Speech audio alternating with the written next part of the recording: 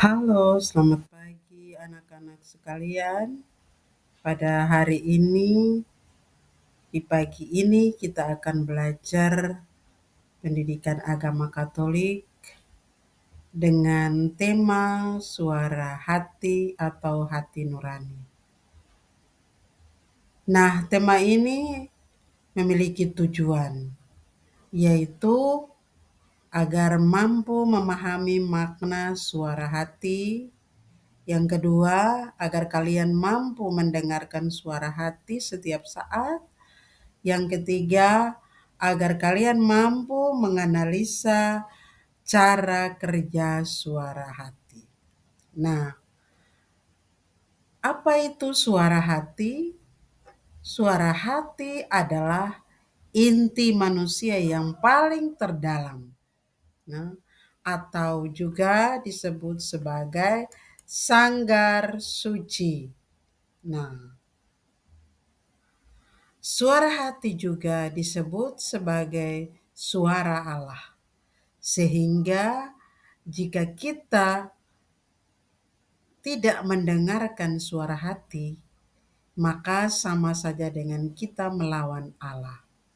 Rasul Paulus dalam suratnya dia menuliskan bahwa dalam diri manusia ada dua hukum, yaitu hukum Allah dan hukum dosa.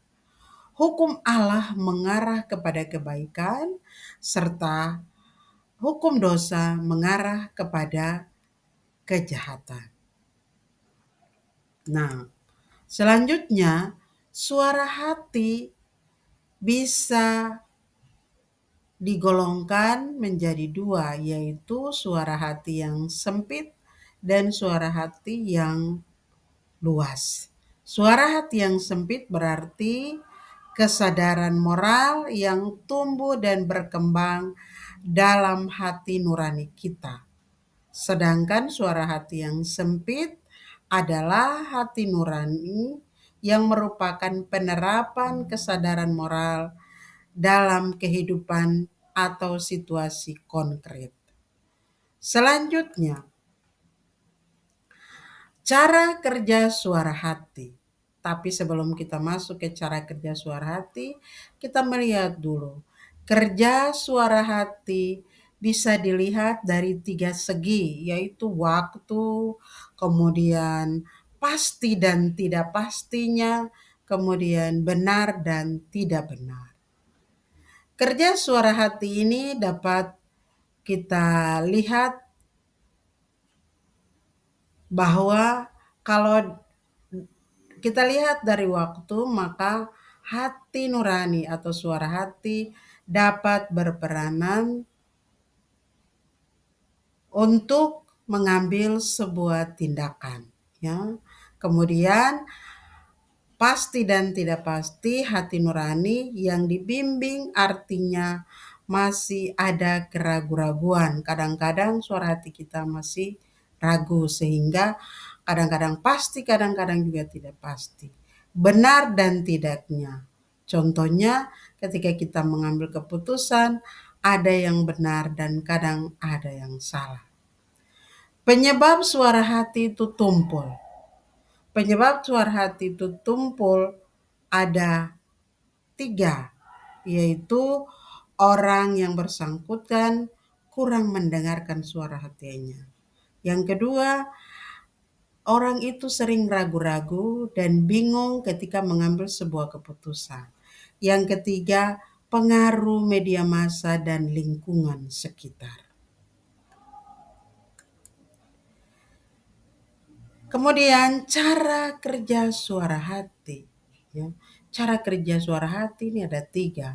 Yaitu sebelum dia melakukan sesuatu, suara hati itu dia berfungsi sebagai petunjuk atau indeks.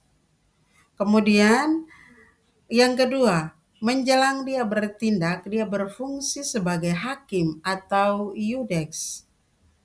Sedangkan yang ketiga, sesudah melakukan sebuah tindakan, dia berfungsi sebagai pengambil keputusan atau vindex.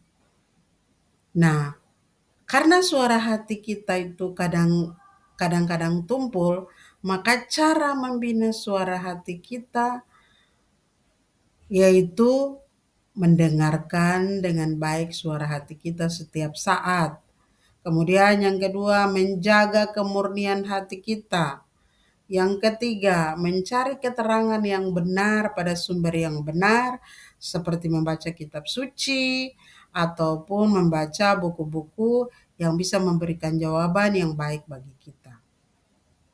Selanjutnya, anak-anak sekalian, mari kita duduk di dalam kelompok. Saya bagi menjadi 2 kelompok. Kelompok 1, diskusi tentang pandangan kitab suci tentang suara hati. Sedangkan kelompok yang kedua, diskusi tentang pandangan ajaran gereja tentang suara hati. Oke, sudah selesai. Mari kita lanjut. Nah, kesimpulan setelah dari hasil diskusi, penjelasan yang Ibu Guru sampaikan, maka kesimpulannya adalah suara hati itu adalah suara Allah yang benar-benar bertakhta di dalam diri kita, yang setiap hari menyuarakan benar dan tidak benar, mengarahkan kita, membimbing kita hanya pada kebenaran, membimbing kita hanya pada hal yang pasti, menuntun kita untuk mengambil keputusan. Oleh karena itu, sebagai manusia, kita harus memberi diri agar selalu dituntun oleh Roh Kudus. Sehingga suara hati kita itu bisa selalu terjaga dengan baik. Sampai di sini dulu materi kita hari ini. Sampai jumpa di lain hari.